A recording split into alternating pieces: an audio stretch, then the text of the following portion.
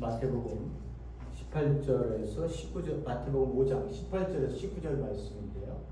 저희들이 17절에서부터 20절까지 다시 한번 예수님께서 말씀을요, 17절에서 하시는 말씀, 18절에서 하시는 말씀, 19절에서 하시는 말씀, 20절까지 내려오시면서 구약 성경에서 율법에서 계명에서 더 나은 의로 설명을 하시려고 하는 그 의도를 저희들이 한번 잘 여러분들 간파하시면서 말씀을 한번 읽도록 하겠습니다. 17절부터 시작하겠습니다. 내가 율법이나 선지자나 해로운 쓰러스를 막는다. 해로운 것이 아니요 성취케 하려 하느니라. 진실로 너희에게 이르노니 선지가 없어지기 전에 율법의 일정이 내려도 없어지지 않았으며 다 이루리라. 그러므로 누구든지 이 계명 중에 지극히 작은 것 하나라도 버리고 또 그같이 사람을 가르치는 자는 천국에서 지극히 정확한 일컬음을 받을 것이요 누구든지 이를 행하며 가르치는 자는 천국에서 크다 일컬음을 받으리라. 내가 너희에게 이르노니 너희 의가 선감과 바리새인보다 더 낫지 못하면 결단코 천국에 들어가지 못하리라. 아멘. 저희들이 저번 시간에 17절의 말씀을 봤습니다. 율법과 선지자는 구약을 말씀하신다고 했고요.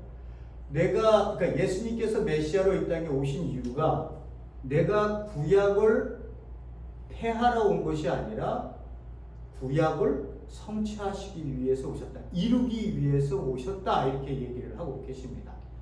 그래서 그 말씀 안에는, 구약의 말씀 안에는 우리가 여러분들이 잘 아시는 것처럼 모세오경도 있고 창세기부터 시작했어요. 저희들이 봤습니다만 원복음 창세기 3장 15절서부터 여자의 후손하고 뱀과의 그 관계가 어떻게 되어질 건지서부터 이 메시아를 누군가를 기다리는 그러한 기다리게 만드는 하나님께서 주신 약속을 그 말씀을 들은 백성들이 기다리기 시작했다는 거죠. 그래서 저희들이 창세기 3장 15절서부터 선지서 그리고 모세오경에서도 봤고요. 그리고 예언서, 선지서, 예언서 같은 말입니다만, 그리고 또 지혜, 시편에서 저희들이 어떻게 말씀이 구약이 대체 무엇을 기다리게 만들고 누가 온다는 거냐, 그가 와서 무엇을 하겠다는 건가 라고 하는 부분에 대해서 저희들이 전반적으로 저번 시간에 다 봤습니다. 그래서 예수님께서 오셔서는 하시는 말씀이 내가 이제 그것을 구약에서 내다보았던 궁극적인 목표를 내가 완성하기 위해서 왔다. 그것을 이루기 위해서 왔다. 그것을 성취하기 위해서 왔다. 라고 하는 뜻으로 여기들이 쓰였다고 말씀을 드렸습니다. 근데 오늘 보게 되는 18절, 19절에서는요.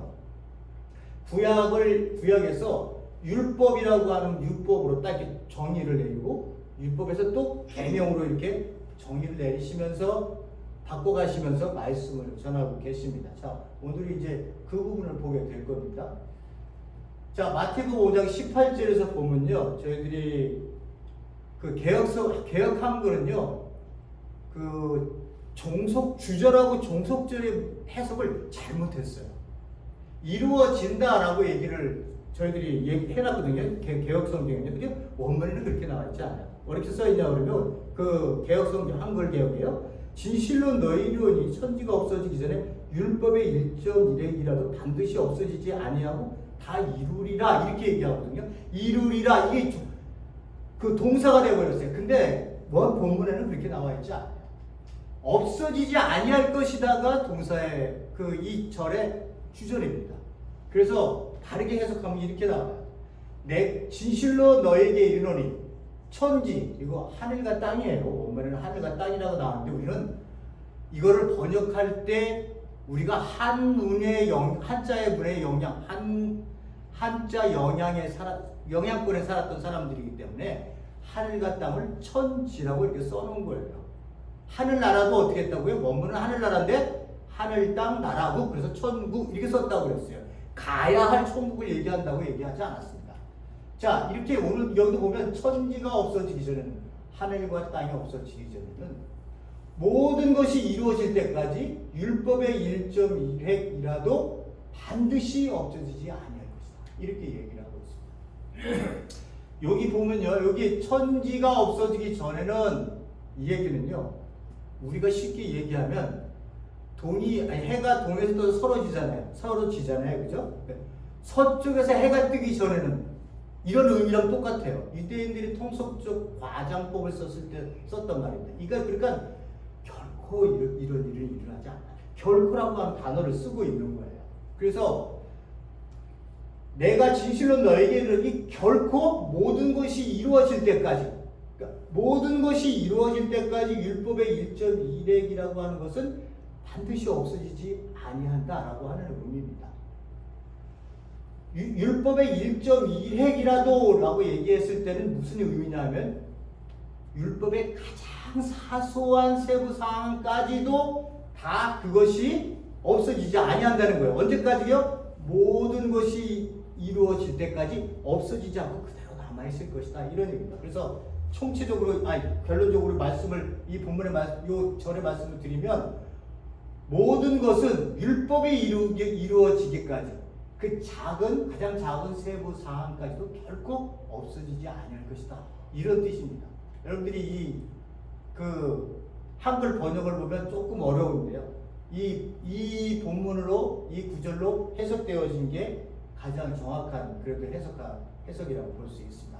그러니까 율법이라고 하는 것은 결코 없어지지 아니하는데, 언제까지? 그럼 언제 없어질 수 있어요? 모든 것이 이루어지면 없어질 거라는 거예요. 여기서 중요한 게 뭐예요? 모든 것이 과연 언제를 얘기하느냐라고 하는 겁니다. 그리고 율법의 사소한 1.1에 이 세부 사항이 언제 없어지느냐? 모든 것이 이루어지면 없어지는데, 그러면 그 전까지는 이것을 어떻게 해석해야 돼? 라고 얘기하는 문제예요. 근데 우리가 17절에서 봤잖아요. 예수님이 선지자와 율법, 그러니까 그 성경의 구약에 있는 것들을 내가 이루기 위해서 오셨다고 말씀하셨으니까, 이제 우리가 구약의 말씀을 볼 때요, 어떤 관점에서 봐야 되는 거예요? 예수님께서 성취하신 관점에서 율법을 해석해야 되는 거예요. 율법을 해석해야 되는 거야. 그러니까 아직도 우리가 율법을 갖고 율법을 지켜야 된다고 생각하면, 예수님께서 율법을 성취하기 오셨다고 얘기를 했는데 아직도 율법을 지키고 있으면 어떻게 해요? 우리는 예수님께서 오신 목적, 그것을 하나님께서 보내신 예수님의 그 사역을 우리가 무시하고 있는 거예요. 그러니까 토요일날 안식일 교회가 안식을 지킨다고 자기네들이 이건 영원한 기회라고 생각하고 있다면, 예수님께서 오셔서는 내가 안식일의 주인이야. 안식일은 사람을 위해 있는 것이지 사람이 안식일을 위해 있는 게 아니야. 하나님으로 메시아로 오셔서 그 안식일에 대해서 정의를 내려주시잖아요. 이렇게 예수님 오셔서 안식일이란 내가 주인으로 내가 명령하고 너희들에게 쉼을 주기 위해서 온 날이야, 이 날 하루만을 해서는 안 되는 거야 라고 하는 것을 얘기해 주시는 거거든요. 그러니까 율법이라고 하는 것 속에서의 안식을 예수님께서 오셔서는 구체적으로 그 안식이 바라봤던, 안식일을 주어진 목적을 너희들로 하여금 바로 알게 해주시는 거예요. 그걸 문자적으로 39가지나 정해갖고 일을 해서는 안 된다 라고 하는 것을 너희들을 묶어두려고 하는 게 아니라, 그 안식을 주시는 하나님의 마음, 인간을 향한 그 사랑의 더 깊은 뜻을 우리 보고 알 수 있게 하시기 위해서 예수님께서 오셔서 내가 안식일의 주인이야, 너희들에게는 해방인 거야. 이 안식이 안식년이 되고 안식년이 신년이 되는 거 아니에요, 결과적으로. 그죠? 그 모형인 거예요, 이것들이 전부. 그걸 예수님께서 내가 주인이야, 이제 내가 권위를 갖고 하나님으로 내가 얘기를 하는데, 이 안식일을 준 이유가 바로 거기에 있었던 거야 라고 하는 거를 얘기해 주는 것처럼, 율법이라고 하는 것은 예수님이 성취되는 관점에서 우리가 바라봐야 되는 거죠. 11조도 어떻게 해요? 11조를 낸다고 한 말라기 마지막에 있는 3장에 있는 말씀은 그것을 말씀하셔서 11조를 내야 된다고 얘기하면, 그건 율법으로 돌아가는 행위 아니에요. 그죠? 율법으로 돌아가는, 여기 제가 말씀을 드리겠습니다만, 그렇게 돌아가는 게 아니라, 이제는 구약의 율법을 보고 11조를 보더라도 우리가 예수님께서 이것을 어떻게 성취하셨을까? 그죠? 우리가 11조를 보고 그대로 11조를 낸다면 율법을 행하는 거거든요. 그게 그 예수님께서는 어떻게 네 삶 전체가 11조가 돼야 되는 거야. 네 삶 전체를 다 드려야 되는 거야. 그 중에 네가 하나님께 와서 예배를 드릴 때 그 열매로 드려야 될 헌금이 있다면 헌금을 드려. 이게 네 마음의 모든 것을 담아 드리는 것이기 때문에 하나님께서 그것을 받으실 거라고 하는 이러한 하나님 예수님께서 이 땅에 오셔서 성취하신 관점에서 이 구약을 바라봐야지 구약 문자를 지키려고 생각해서는 안 된다는 거예요. 그 예수님이 다시 십자가에 못 박히셔야 돼요. 그런 어리석은 짓을 왜 우리가 하냐고요. 왜 그렇게 해갖고 교회를 엉망으로 만드느냐고요. 그 예수님이 오신 이유가 없잖아요. 다시 우리가 지켜야 된다면. 자, 모든 것이 무슨 뜻이냐라고 하는 것이거든요. 모든 것이 되면 그때는 율법이 안 지켜도 되는 상황, 율법이 완성되어지는 상황이 온다는 거예요. 자, 보세요. 그러므로 너희는 가서 이게 마지막 이제 예수님께서 부활하시기 전에 하셨던 말씀입니다.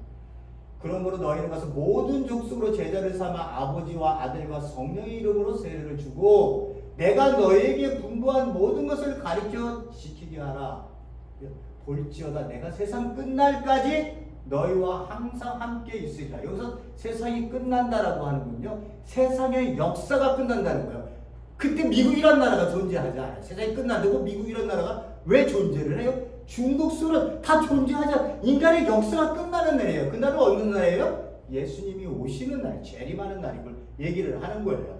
그러니까 그날까지를 얘기를 한다면 이 예수님께서 말씀하셨던 이 모든 것이 이루어질 때까지, 그러니까 예수님의 탄생, 십자가의 그 사역, 그리고 십자가의 죽으심, 부활, 승천, 그리고 재림까지를 포함하는 그러한 모든 것이 이루어지면 그때 너희들에게 율법을 지켜야 돼. 그 율법이라고 하는 것이 하나님의 말씀으로 존재는 하지만 그래서 그 권위는 갖고 있지만 그거를 지켜야 될 필요가 없다고 하는 것을 얘기를 하시는 거예요. 그때 되면 다 이제 끝난다는 거예요. 재림되면.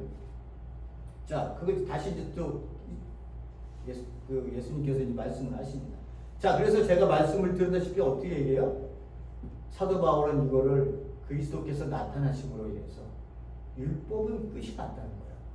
율법은 문자 그대로 지켜야 될 그런 시대가 우리가 아니라는 거예요. 그래서 뭐라고 말씀하세요? 그를 믿는 사람은 누구든지 하나님과의 올바른 관계를 갖게 되었다. 그러니까 예수님이 오심을 통해서 율법에서 이렇게 하지 않으면 너가 죄를 지니까 너희들이 죄진 거에 대해서 짐승의 피를 흘려야 돼. 그래야 네 죄가 사해져 라고 얘기하는 그러한 율법 속에서의 그 인간의 죄에 대한 부분들이 예수님이 이 땅에 오심을 통해서 그 율법에서 지키려고 했던 그 궁극적인 모든 것들, 그러니까 결국은 그 율법이라고 하는 것도 인간을 살리기 위해서 인간이 하나님과의 관계, 이 깨어진 관계를 회복시키기 위해서 이 율법이라는 것이 주어졌다는 거예요. 그러니까 이것에 대한 완전한 율법을 이루어서 우리로 하여금 하나님과 우리의 관계를 회복시키는 일을 하신 게 예수 그리스도라는 거예요. 그분이 이 땅에 나타나셨다는 거예요. 그래서 율법을 더 이상 우리가 지켜야 될 필요가 없다는 거죠. 그래서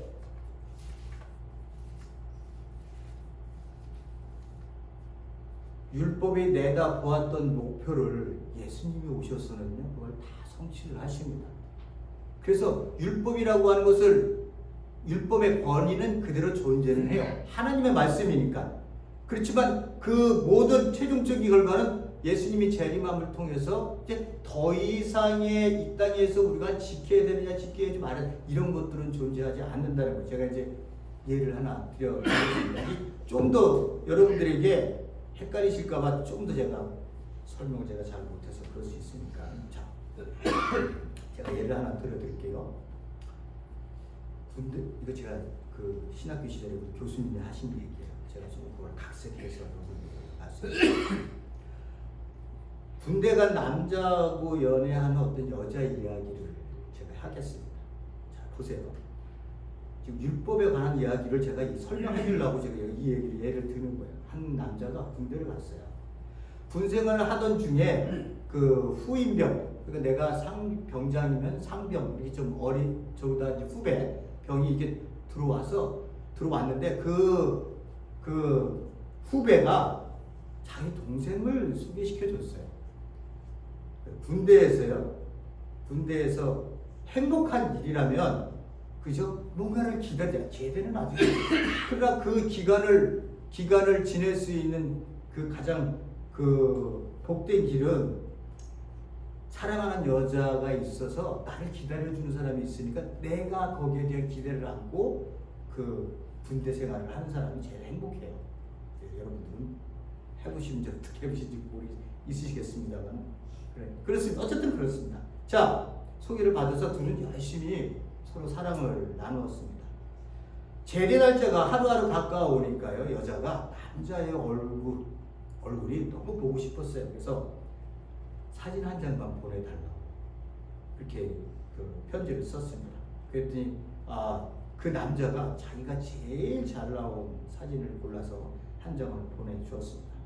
그 여성은요, 그 사진을 보면서 내가 편지로 사랑을 나누었던 남자가 이 남자구나라고 생각을 하면서 그 남자가 제대할 날짜만을 기다렸어요. 손꼽아 기다렸습니다. 그러던 어느 날 드디어 제대하는 날이 다가왔어요. 그래서 그 둘은 어디 근사한 레스토랑에서 만나기로 했습니다. 자, 여자는 이 두근거리는 마음으로요, 한 번도 보지 못한 남자를 찾으러 레스토랑에 갑니다. 그게 다 가지고 있는 게 뭐예요? 가지고 있는 것은 딱 사진 한 장이에요. 그래서 사진 한 장을 달랑 하나 들고 레스토랑에 딱 들어갔어요. 그래서 사진에서 봤었던 남자를 찾기 시작했습니다. 그 사진 한 장 속에 그 똑같이 생긴 남자를 찾아봤더니 저쪽에 앉아있습니다. 그가 환하게 웃으면서 꽃다발을 들고는 자기를 기다리고 있었던 모습으로 아주 서로가 기쁘게 그 자리를 만나서 맛있는 저녁을 먹으면서 서로가 이렇게 즐거움을 보냈다는 이야기입니다. 자, 제가 여기서 얘기하려고 하는 게 이런 거예요. 사진이 없었다면요, 실체인 그 사랑하는 남자를 몰라요. 그죠? 율법이라는 게 그런 거예요. 율법이요, 내가 들고 있지만 이건 실체가 아니에요. 그렇기 때문에 이 실체가 정말 이 율법이 기다리던 자가 있어요. 기다리던 자. 누구예요? 메시아예요.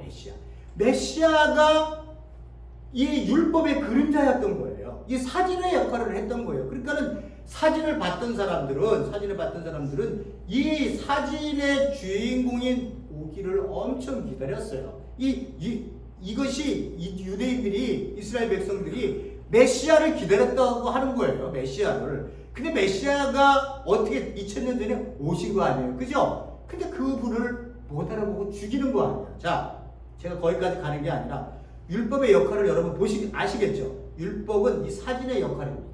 사진이 정말 그 사진을 내가 봤기 때문에 실체를 볼 수 있었던 거예요. 여기서 두 가지를 경고를 하고 있어요. 자, 첫 번째, 율법 폐기론자들, 율법을 더 이상 지킬 필요가 없다 라고 하는 율법 폐기론자들하고 율법주의자들이에요. 율법을 지켜야 된다 라고 얘기를 하는 거예요. 이런 얘기가 이제 예수님의 말씀 속에서 뉘앙스를 풍기고 있지만 여러분들은 잘 모르겠지만 이 마태가 이 글을 쓰면서 공동체가 있잖아요. 이 마태 공동체는 유대인들이거든요. 유대인인데 그리스도인이 된 사람들이에요. 그러니까 이 사람들 중에 누가 있어요? 율법을 지켜야 된다고, 그래도 율법을 지켜야 된다는 사람들이 있었던 거예요. 그랬던 사람들이 있고, 어떤 사람들, 왜 율법이 예수님 오셔서 다 성취했다는 니네들이 이걸 또 왜 지켜? 그래서 율법을 또 안 지켜야 된다고 그들 공동체 안에서 일어날 수 있는 분란을 마태가 그거를 염두에 두고 이 글을 지금 쓰고 있는 거거든요. 그러니까 니네들 간에 이런 다툼을 갖지 마라. 내가 그것의 율법에 대한 거를 예수님과의 관계 속에서 설명을 해줄게. 이렇게 얘기를 하시면서 이 본문의 말씀이 사실은 등장했다고 봐야 되는 거예요. 율법 폐기론자들을, 율법은 폐기돼야 된다고 얘기하는 사람들은 어떤 사람들이냐? 자, 보세요. 사진을 들고 딱 왔어요. 사진을 딱 들고 와서 진짜 사랑한 남자친구를 만났어요. 그러면 사랑한 남자친구 만났으면 이 사진은 너무 소중한 거 아니에요? 그죠? 이게 없었다면은 내 남자친구를 사랑하는 남자친구를 볼 수 없어요. 그러니까 이거를 자기의 지갑 속에 넣어놓든지 거의 간직하잖아요. 그죠? 대부분의 사람들이. 근데 율법 폐기론자들은 어떻게 한다는 거예요? 내가 실체를 이제 봤으니까 이걸 찢는 거예요. 율법 필요 없어. 이 사진 필요 없어. 그러면서 이거 쓰레기통에 버리는 사람들이에요. 율법주의자들은 어떻게 해요? 율법주의자들은 예수님이 왔잖아요. 근데 예수님이 왔으면 이 여자가 진짜 실체를 봤으니까 그 여자 사랑하는 남자와 이제 사진을 여기다 집어넣고 그 사람과 사랑을 하면 되잖아요. 그죠? 사랑하면서 자기의 인생의 앞날도 생각하고 얘기하고 꿈꾸면서 그 남자랑 서로 사랑을 하면서 살면 되는데 율법주의자들은 어떻게 해요? 실체가 여기 왔음에도 불구하고 계속 사진만 쳐다보고 있는 거예요. 계속 사진만 쳐다봐. 사랑할 자가 왔으면 사랑하는 자하고 사랑을 해야지 계속 율법주의자들은 여기만 쳐다보고 있는 거예요. 이 사진만. 이 사람이 완전히 이 사람을 무시하는 거예요. 예? 이렇게 율법이라고 하는 것이 제가 사진을 예를 들어 말씀을 드렸습니다. 여러분들이 율법의 역할이 이렇다는 거예요. 그러니까 이 두 가지는 율법 폐기론자, 율법을 지켜야 된다고 하는 율법주의자들은 우리가 경계를 해야 되는 거예요. 그래서 많은 사람들이 구약을 설교하시면서 이 예수님께서 오신 목적에 대해서 분명히 내가 구약을 성취하기 위해서 왔다 라고 하는 것을 말씀을 드리고 있음에도 불구하고 예수님이 분명히 말씀하고 계심에도 불구하고 율법에 가서 자꾸만 무엇을 해야 된다 하지 말아야 된다 이런 것들로 여러분들에게 얘기를 하면 그건 진짜 예수님이 오신 이유를 모르는 거예요. 율법의 역할 여러분들 아시겠죠? 자, 제가 이제 5장 19절에 보면요. 그러므로 누구든지 이 계명들 중에 지극히 작은 것 하나 버리고 또 그같이 가르치는 자는 그같이 사람을 가르치는 자는 천국에서 지극히 작다 일컬음을 받을 것이요. 누구든지 이 계명들을 행하며 가르치는 자는 천국에서 크다 일컬음을 받을 것이다. 이렇게 얘기를 하고 있습니다. 아까는 율법에 얘기했죠. 이번엔 계명을 얘기를 해요. 그러니까 누구든지 이 계명들 중에 그러면 이건 분명히 율법에서 얘기하는 거 맞아요. 율법의 계명들을 얘기하는 건 맞아요. 근데 예수님은 이미 오셨잖아요. 그죠? 오셔서 지금 이 율법의 계명을 얘기할 때는 뭐예요? 예수님께서 성취하신 계명을 얘기하시는 거예요. 내가 이 계명들이 얘기하려고 했던 게 뭔지 나를 바라보고 있었던 거 아니야? 내가 와서 내가 지금 이 계명에 대해서 얘기를 할 때는 내가 이 계명은 이미 성취된 계명을 얘기를 하시는 거예요. 여러분들이 살인하지 마라, 간음하지 마라, 이혼하지 마라, 맹세하지 말라, 보복하지 마라 이런 말씀들을 왜 다시 꺼내시죠? 내가 그걸 성취하기 위해서 왔는데 내가 그 성취자로 여기 와서 내가 다시 너희들에게 그것들이 바라보고 얘기했었던 율법의 그것들을 얘기했었던 그 본질적인 얘기를 그 높은 긍극적인 이야기를 내가 해줄게. 그거를 얘기를 하시는 거고 이게 뒤에 가면 나오잖아요. 그 얘기가. 그죠? 이 계명들을 얘기하는 거예요.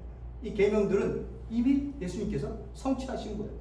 이 성취한 계명을 작은 것 하나라도 버리고 그것이 가르치는 자는 하늘나라에서 지극히 작다 일컬음을 받을 것이고 누구든지 이 계명들, 이 성취되어진 계명들을 행하며 가르치는 자는 천국에서 크다 일컬음을 받을 것이다. 여기 이제 문제가 되는 게 뭐예요? 천국에서 작다, 천국에서 크다 이 얘기거든요. 그 얘기 들어가기 전에 요 한 가지만 딱 보고 그 다음에 얘기로 넘어가도록 하겠습니다. 오늘은 시간이 여유가 많네요. 일찍 끝날 수 있습니다. 자, 도표를 이렇게 그리고 17절에서 18절에 얘기했었던 율법은요. 옛 율법을 얘기하고 있었던 거예요. 그러니까 이거는 성취를 바라보고 있었던 율법이었거든요. 그런데 구약 백성들이 지켰던 율법이죠. 근데 19절에 가서 이 계명들은 예수님께서 성취하신 계명들, 예수님께서 이 율법에 주신 계명들이 무엇을 바라보고 있었는지, 그래서 예수님께서 하나님으로 메시아로 해석해서 다시 준 계명들이 있어요. 예? 그런 것들이 있는 것, 그런 것들이 이제 반제로 여기 뒤에 나가면 뭐 살인하지 말고 가늠하지 마 이런 것들을 말씀하시는 거 아니에요? 십계명에 대한 것들도 있고요. 그리고 또 다른 모세 오경 율법에서 있었던 것들도 있고요. 이런 것들을 성취하신 예수님께서 이제 19절에서부터는 그 계명을 하나님 나라의 백성으로 들어온 사람들은 그것을 지켜야 된다는 거예요.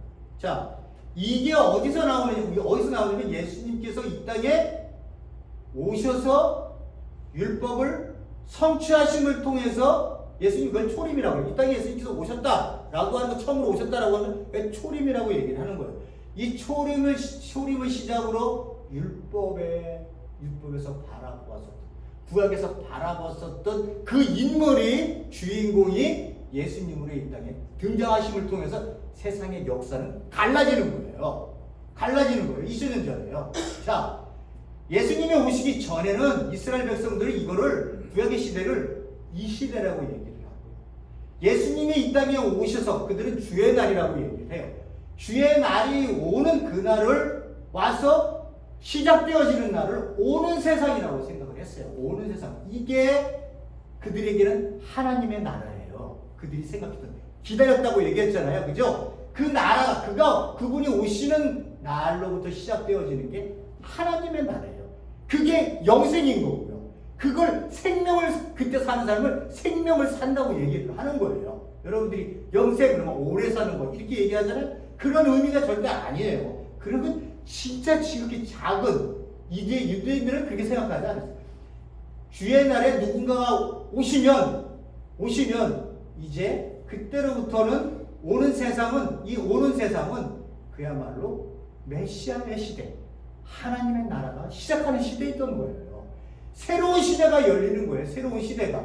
그러다가 어느 날 완성되어지는 그 날을 우리는 기다리죠. 예수님이니까.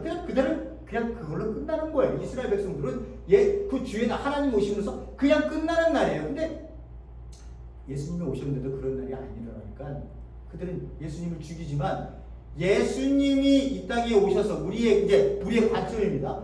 예수님이 이 땅에 오셔서 초림을 하심을 통해서 하나님의 나라가 시작이 된 거예요. 그래서 하나님의 나라가 어디로 가요? 지금 이 시대를 통해서 완성을 향해 가고 있습니다. 그러니까 우리 교회는 지금 어디 있을까요? 여기 있을까요? 우리 교회가 지금 여기 있을까요? 이 시대가? 아니면 여기 다 왔을까요? 예? 그걸 모르잖아요, 우리는요. 그러니까 우리는 예수님께서 뭐라고 했어요? 그런 거 생각하지 말고, 그런 거 니네들 생각하지 말고, 내 때가 언제 끝나냐. 이 타임케이블, 정말로 타임케이블을 갖고 너 계산하지 말고, 깨어서 그리스도인의 삶을 살고 있어. 그 깨어있는 삶을 살면 예수님이 언제 오든 재림하든 너는 내 아들로 증명이 될 거야. 근데 앉아갖고 맨날 타임테이블 돌리면서 세상의 징조를 보니 지금 올 것 같아. 세상의 징조를 보니 몇 년 있다 올 것 같아. 이런 거 생각하지 말라는 거예요. 24장, 25장 가면 그 마지막 얘기하실 때 예수님이 깨어있으라고 얘기하잖아요. 깨어있으라고. 깨어있으라는 게 무슨 잠자지 말고 있으라는 얘기 아니거든요. 그리스도인의 삶을 본분을 살고 있으라는 거예요. 그리스도인으로. 이 완성을 향해 가고 있는 거 이게 하나님의 나라가요. 그래서 하나님의 나라가 예수님이 재림하심을 통해서 완성이 되는 거예요. 끝나는 거예요. 이 세상 역사가 세상 끝날까지 어떻게 내가 너희와 함께 하신다 했을 때 예수님께서 이 세상의 역사의 완성의 날에 재림하셔서 세상 끝나는 날 그래서 영원한 안식으로 들어가요. 영원한 하나님의 통치가 있는 그 나라를 지금 예수님께서 재림하시는 것을 통해서 이루시는 거죠. 그러니까 우리는 지금 어디 시대에 살고 있는 거예요? 이 신약 시대는 지금 여기서 이 완성을 향해 나가고 있는 시대를 우리가 지금 살고 있는 거예요. 여러분들이 이 타임을 어느 정도는 감을 가지시면 굉장히 여러분들의 신앙생활에 도움이 될 수 있습니다.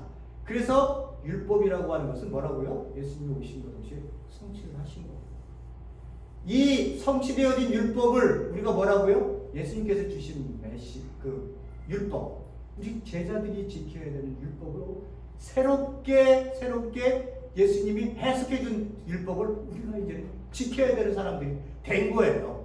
그래서 이 시대의 삶을 예수님이 오시는 재림의 그대 올 때까지의 삶을 우리 그리스도인들이 제자로서 삶을 사는 거예요. 그러니까 예수님께서 하신 말씀을 모르면 살 수가 없죠. 예? 뭘 어떻게 살으라니 얘기를 안 하니.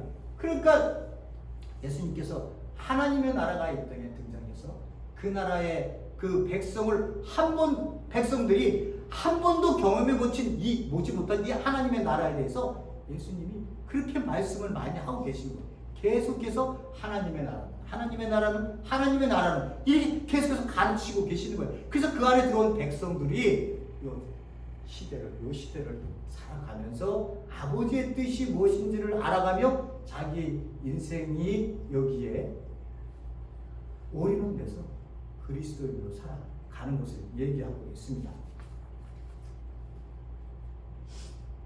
자, 여러분들이 감을 어느 정도 잡으셨는지 모르겠습니다. 자, 두 번 마지막이죠. 천국에 들어가지 못한다. 이런 얘기를 하잖아요. 작은 자는 천국에 들어가지, 그러니까 계명들 중에 지극히 작은 것 하나라도 버리고 그같이 가르치는 자는 천국에서 작다. 계명을 행하고 가르치는 자는 천국에서 크다.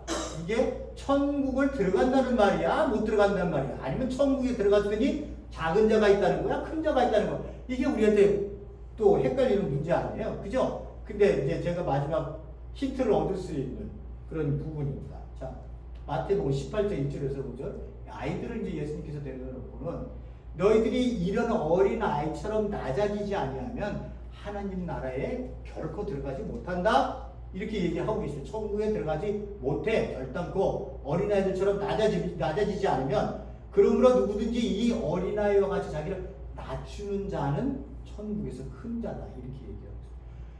그러니까 네가 낮춰져서 하나님의 백성으로 나는 무익한 종입니다. 내가 해야 될 일을 다 했지만 주인이 이제 와서 먹어. 괜찮아. 네가 네 할 일 다 했으니 먹어. 이렇게 얘기했을 때도 이 종은 아닙니다. 저는 무익한 종입니다라고 하는 내 자신이 낮아진 사람, 이런 자를 보고 하나님 나라에서 큰 자다. 이렇게 얘기를 하고 있는 거예요. 그런 큰 자가 하나님의 나라 안에 들어와 있다는 거예요. 그렇다면 요 천국에서 지극히 작다라고 하는 의미는 잘못하면 우리가 100%를 얘기를 하지는 못하죠. 우리도 모르니까. 그렇지만 지금 아까 봤던 것처럼 크다고 하는 것은 하나님 나라의 백성이 되어진다는 것을 얘기하는 것은 분명해요. 근데 작다고 얘기하는 것은 신학자들 간에서 갈리긴 합니다만 많은 사람들이 어떻게 해요? 작다고 하는 것은 천국에서 하나님 나라, 여기서 얘기하는 것은 여기 미래 시제거든요. 하나님 나라가 완성되어졌을 때 자기 자신을 낮추어서 하나님의 백성으로 살았던 자들을 크다고 얘기하며 그들이 하나님 나라에 들어갈 것이지만 이 자들은 어떻게 된다고요? 작다고 얘기하는 것은 배제를 의미하지 않는다 라고 하는 쪽으로 굉장히 많이 이야기를 하고 있습니다. 그래서 여러분들이 요 그림을 잘 보시면서요. 그리면서 우리 교회가 지금 어디에 있다.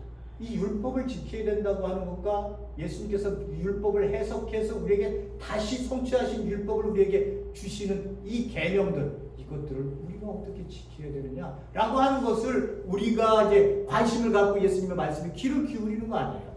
우리가 평생을 들어야 될 얘기거든요. 평생을 들어야 돼. 잊어버리면 또 듣고, 잊어버리면 또 듣고, 또 읽고, 그렇게 해서 우리가 지켜야 될 것들이거든요.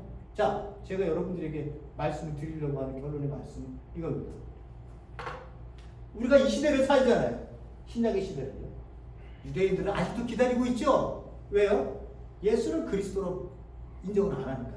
우리는 예수가 구약에서 얘기했던 그 인물이라고 믿기 때문에, 그가 메시아라고 믿기 때문에 우리는 이 지금 하나님 나라가 시작해서 완성을 향해 가고 있는 이 어딘가에 지금 살고 있는 거예요. 자, 여러분들이 마음속에 예수님께서 해석해 주신, 성취하셔서 우리에게 재해석해 주신 이 말씀들이 우리에게 어떻게 들리느냐, 이게 나에게 짐으로 들려지느냐, 아니면 이 말씀이 나를 사랑하시기 때문에 나를 사랑하는 그 증거의 말씀으로 네가 이 땅에 생명을 살기 위해서 우리에게 주어진 말씀으로 내게 와닿아요. 이 말씀이에요. 여러분들이 정말 들으셔야 돼요. 여러분, 예수님께서 제일 싫어하셨던 게 있어요.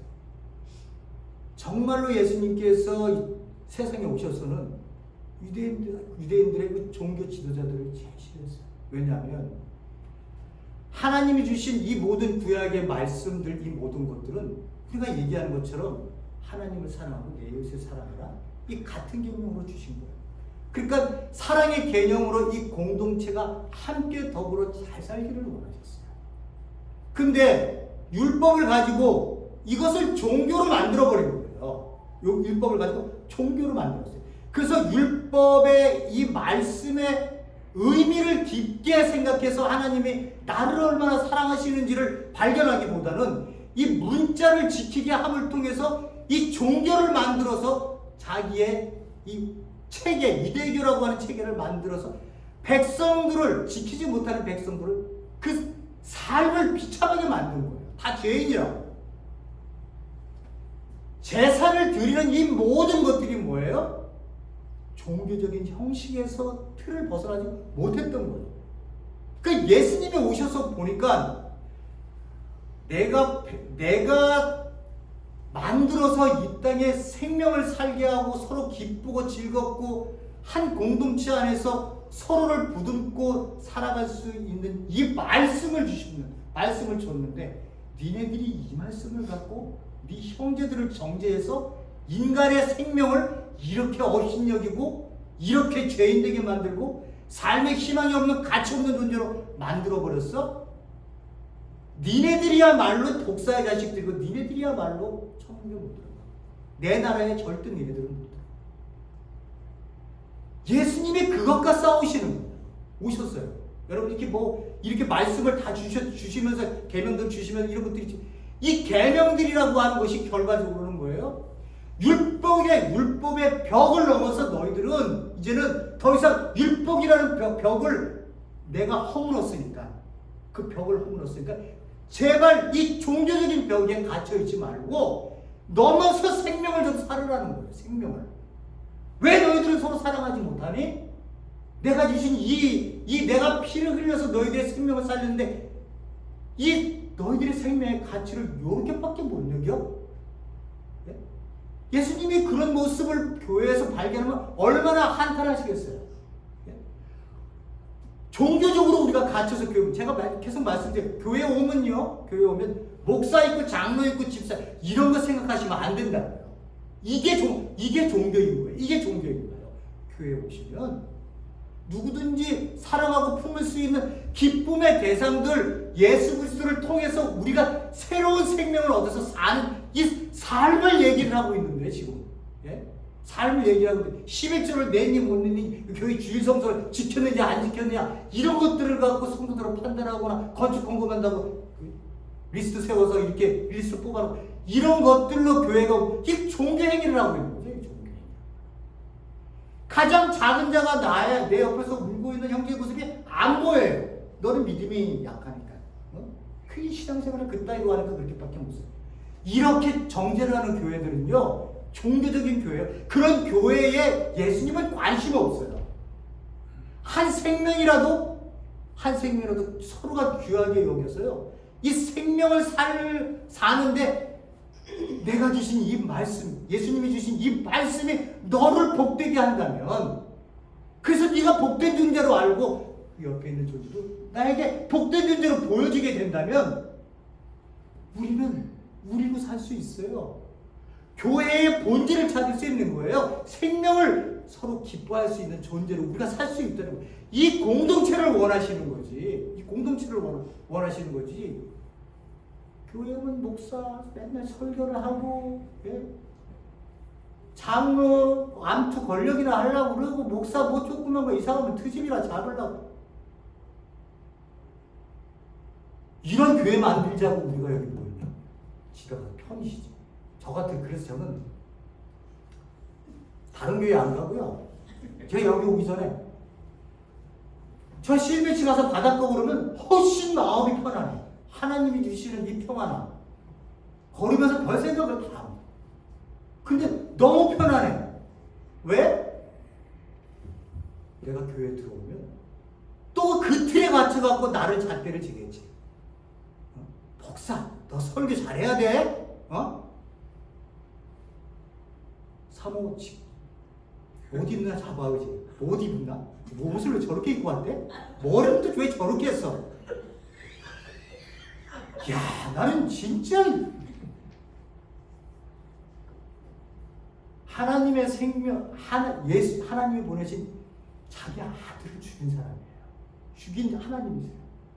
그 우리의 생명을 얼마나 사랑했으면 자기 아들을 죽이겠어요. 자기 아들.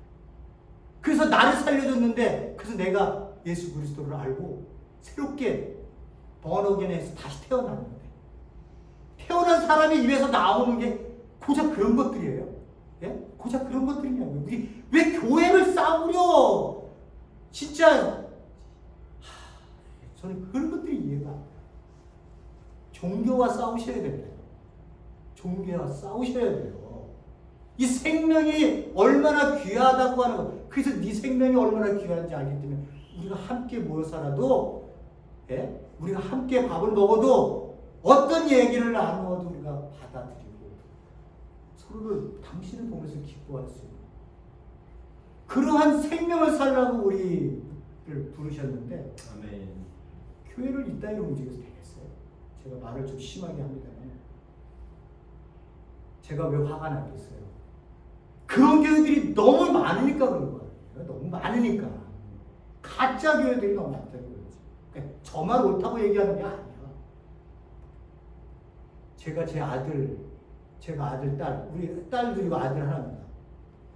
제가 애들 태어날 때마다요, 걔네들이 태어나서 얼마 있을 때, 아빠는 항상 대부분 같이 있어요. 우리 와이프가 막내 태어날 때 내가 없었다고 뭐라고 그럽니다. 지금도 그럽니다. 제가 애들 고사리 같은 손을 붙들고요, 제가 기도를 합니다. 뭐라고 기도했느냐? 하나님, 얘 이 땅에 태어나서요, 누구한테 무시받지 말고 돈 많이 벌고 성공해서 세상에 떳떳한 사람이 되세요. 그런 기도하지 않았어요. 하나님의 사람으로 이 땅에 정말 그가 하나님이 나를 이 땅에 태어나신 이유를 알아서 그 삶을 마음껏 누리다 갈 수 있는, 그 생명을 마음껏 누리고 갈 수 있는 사람이 되게 이 한 영혼 꼭 붙들어주세요. 제가 할 수 있는 역할은 제한되어 있지만 인간이기 때문에, 그러나 하나님은 그 크신 사랑을 얘에게 보여주어서 그 크신 사랑을 품고 그 크신 사랑을 그가 펼칠 수 있는 만큼 마음껏 펼치다가 하나님 부르시면 갈 수 있는 존재가 되게 해주세요. 두 딸, 세 아들한테 그렇게 기도했습니다. 하물며 인간인 내가 그렇게 기도를 하는데, 그 인격 높으신 하나님이 우리를 향해서, 야, 11조 잘했어? 하나님을 길거리에서 딱 만났어. 예수님을. 그 예수님이 하는 말 나한테 딱 대고, 너 왜 교회 안 갔냐? 너 11조 왜 뛰어먹어? 너 마음대로, 네 마음대로 해? 이렇게 종교적으로 예수님이 물어보면 내가 얼마나 실망을 할까요? 예? 당신이 그것 때문에 죽었어? 안 가나 교회? 안 가. 당신이나 다. 이랬을 거예요, 나. 아니, 하물며 나라는 존재, 인간 그 인간이나 한 존재도 생명을 붙들고 그렇게 기도하는데, 하나님이 나를 보고 내 손을 붙들고 뭘 기도를 하시겠어요? 내가 너를 이 땅에 보낸 이유를 분명히 알고, 예수가 너를 위해서 내 아들을 죽였으니, 내 아들을 내가 죽였으니, 이 새로운 이 생명은 세상의 값싼 쓰레기 같은 곳에 네 인생을 쳐넣고 살지 말고, 꽃을 보면 꽃이 자기가 하나 이쁜 꽃 되려고, 호박꽃이 장미꽃 되려고 얘기한 그렇게 몸부림치디, 꽃은 자기가 생명을 피어남을 통해서 그 모든 것을 살아내고 있잖아. 그걸 보면 니네들이 웃는 이유가 꽃이 꽃으로 살고 있으니까 내가 태어난 그 모습으로 살고 있잖아. 몸부림치면서 더 좋은 꽃을 모방하거나 그렇게 살려고 하지 않고 있잖아. 내가 너를 만들었는데 너는 너로 귀한 거야. 제발 남 인생 따라가는 카피 인생 하지 말고 너가 너를 귀하게 내가 구원한 이 이유를 좀 살아. 그리고 이 기쁨을 좀 나누어. 뭐 신앙 없는 사람들이 왔어요? 그러면 당신이 왜 교회를 다니세요? 그럼 여러분들은 뭐 얘기하세요? 하여튼 예수님이 나를 위해서 3일 동안 나를 위해서 십자가에 돌아가셨대요. 그래서 돌아가셔서 내가 그걸 믿었더니 내가 그리스도인이 됐어요. 이 얘기하면 그 사람들이 복음을 접하였다고 그게 넘어올까요?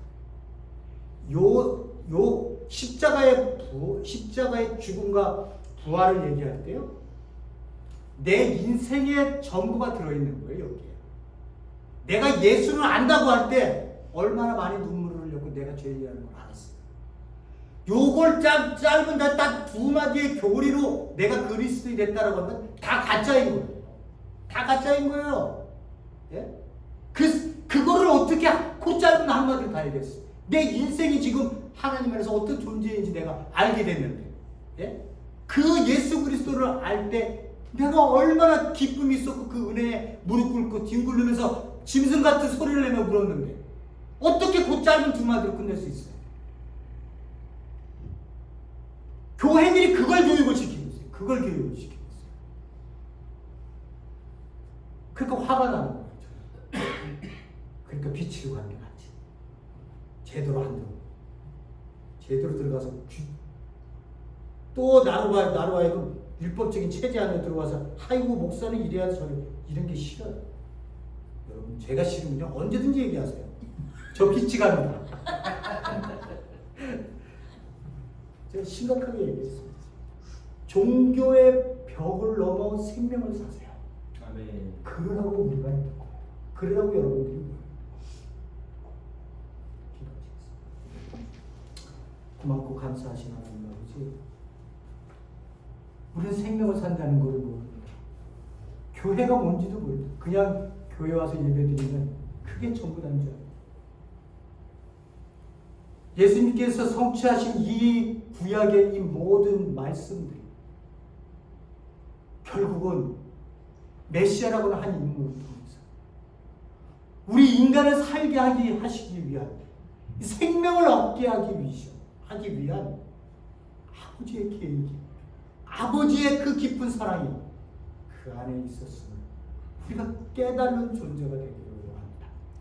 아버지의 말씀을 읽을 때 그저 읽는 것으로 우리가 만족하지 않게 하시고 그 너머의 말씀 너머에 계시는 그 말씀을 주신 아버지의 마음을 읽을 수 있는 것 되게 주시옵소서. 예수님 이름으로 기도했습니다. 아멘.